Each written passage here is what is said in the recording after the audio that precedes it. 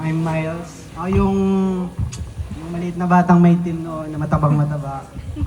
So, binata na ulit. Binata na ako.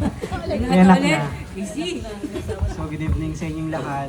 I would like to thank everyone sa pagdalo. It's been years din nung bumalik kami dito. Actually, parang mini reunion na rin po ito. Kasi, wala, tagal na. The last time nandito kami was 2010. So, thank you at nakadalo pa rin kayo. So, for my mom, syempre, happy birthday. Ayaw niyang tanggapin na matanda na siya, pero ngayon, confirm na may ID na, so may proof na ako. Sasahod na. Ayun lagi nga niya sinasabi noon, pinagagalitan niya ako. Ngayon, kami na yung nagpapagalit sa kanya.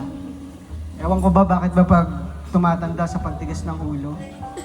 Baliktad eh. Kaming bata noon, matigas daw ang ulo namin. Pero when persons grow old, ganun nga siguro talaga. So,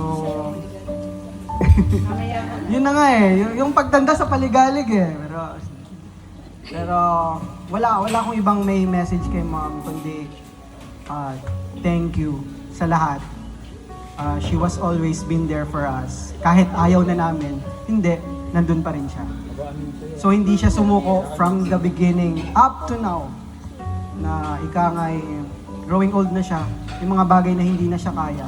Pero keep fighting pa rin siya na hindi, I will always be at your back. Go, kaya niya.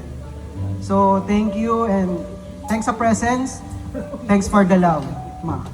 And sabi nga nila, may famous na, hindi ko maalala kung ano yung movie. If there would be a chance ba daw na kung magpapalit ako ng mama, ay magpapalit ba ako? My answer would be, yes, magpapalit ako ng mama. But, the next time around, siguro ako naman yung mama, siya naman yung anak. Oy! Kinuha ko to sa movie na hindi ko ma-remember. And siguro, in return, ako naman yung mag-aalaga. Ako naman yung mag-care. Ako naman yung iintindi sa lahat ng mahirap na bagay na intindihin. Mama ko kasi na always been there. So siguro alam niyo na kung saan ako nagmana magsalita ng nobela. So ma, yun lang. Thank you for everything. Happy birthday.